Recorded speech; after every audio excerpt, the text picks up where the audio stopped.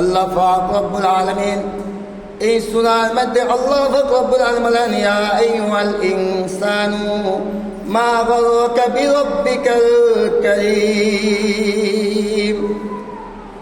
হে যুবক, তোমাকে বলছি, ইউটিউবে ফেসবুকে এবং ইউটিউবে ফেসবুকে তুমি সময় দাও। যে মালিক তোমাকে সুন্দরভাবে বানাইছে, গলা থেকে পায়ে তালু পর্যন্ত ফেরেশতা দিয়া বানাইছে, এই কপাল রব্বিকারীর নিজ হাতে কুদরতে আল্লাহ পাক রব্বুল আলামিন বানাইছে। ওই কেন এই কপাল দামি মালিককে সেজদা দিবে? এ ফিরিবার খেলা একটা মানুষের নেশা হয়ে গেছে। কেমন নেশা?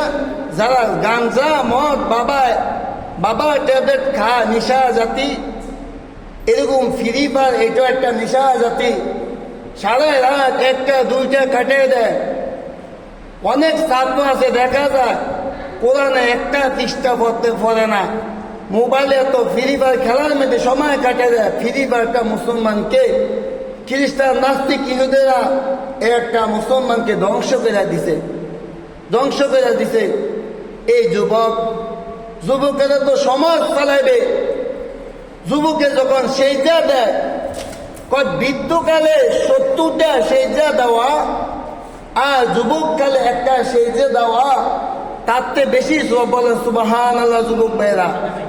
তাহলে যুবকের বেশি ফজিলত। যুবক যখন আল্লাহর কুদরতে সেজদা দেয়, তখন আল্লাহর আরশ কাঁপে। কি কাঁপে? আল্লাহর আরশ কাঁপে। একটা হাদিসে কুদসি বলি যে একজন হারানো বান্দা কাকে বলা হয়?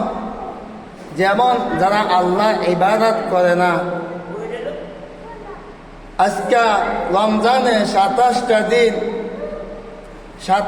দিন, আজকে 28 তারাবি। তাহলে এমন মানুষ আসে 27 দিনও তারাবি 2 রাকাত তারাবি পড়তে পারল না। এমন মানুষ আছে আজকে 27 দিন, রমজানের 27 দিন মালিককে 2 রাকাত সেজদা দিবে, এটাও তৌফিক হয় না। যেমন মা সন্তান যদি হারাম যায় 8-9 মাস, যেমন শাকিল ভাই যদি হারানি যায় 6-7-8-9 মাস, 9 বছর পরে যদি পায়, একটা উদাহরণ দিতেছি হাদিসের তরজমানা। তখন এই শাকিল ভাই যদি হারানি যায় 10 বছর পরে যদি বাবা মা পায়, কেমন খুশি হবে? আপনারা উত্তর দেন। কেমন খুশি হবে? খুশি হবে উনি? একজন হারানো বান্দায় যদি হঠাৎ নামাজ পড়ে, নামাজ একবার সোয়াজ। আমরা নামাজকে কঠিন বানিয়ে নিছি। নামাজ সোয়াজ ইনশাল্লাহ বলবো। তাহলে একজন হারানো বান্দা যদি আইয়া সুন্দরভাবে ওযু বানিয়ে নামাজ পড়ে, ও হারানো সন্তান থেকে আল্লাহ তার থেকে 1000 কোটি গুণ আল্লাহ খুশি। বলেন সুবহানাল্লাহ। আল্লাহ খুশি হয়ে যায়।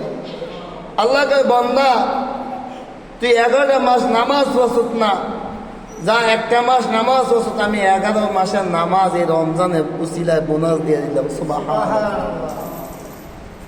হারানো বান্দা আল্লাহ কাছে অনেক দামি, প্রিয়। হাদিসে কুদসি মধ্যে আল্লাহ তাআলা বলে, তোবা কেমন, তোবা কি জিনিস, আলাদা হুজুর আইনা কোনো তোবা করা কোনো কোরআন হাদিসে নাই। তোবা মানে কি? আমি যে ভুল করছি আল্লাহর কাছে সেরেন্ডার হওয়া, মানে কি ভুল নত স্বীকার করা, এটাই তোবা। তোবা আল্লাহর নামও এটা ইস্তেগফার। যেন ক্ষমা রাখছে, এটাও ইস্তেগফার। যেমন দোয়া মাসুরা, এটাও গুনাহ মাফের দোয়া।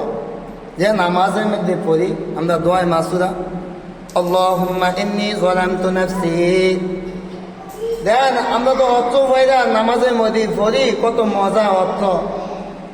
আল্লাহুম্মা ইন্নী যালামতু নাফসি যুলমান কাসীরা। আল্লাহ আমরা গুনাহ করছি, যুলমান কাসীরা বাংলা তো বেশি, গুনাহ সীমা নাই।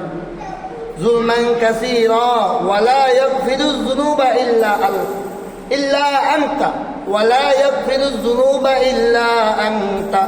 আল্লাহ, তুমি ব্যতীত আমাদের পাপ ক্ষমা করুন না, আর কেউ নাই মালিক, আর তো কেউ নাই। ফাগফিরলি মাগফিরাতাম মিন ইনদিকা। আল্লাহ, তুমি আমাদের গুনাহ মাফ করে দাও। আল্লাহ, আপনি আমাদের মাফ করে দাও। এরা নামাজের মধ্যে দোয়া মাসুরা করি, ফাগফিরলি মাগফিরাতাম মিন ইনদিকা। আল্লাহ, আমাদের গুনাহ আপনি মাফ করছো। ওয়ারহামনি, আল্লাহ আপনি আমাদের গুনাহ মাফ করে আমাদের উপর রহমত দান করবেন। সুবহানাল্লাহ। আল্লাহ রহম করো। ইন্নাকা আনতাল গফুর রহিম। আল্লাহ, এটা রবের পক্ষ থেকে তোমাদের ক্ষমার ঘোষণা রবের পক্ষ থেকে দিয়েছে। সুবহানাল্লাহ বিহামদিহি।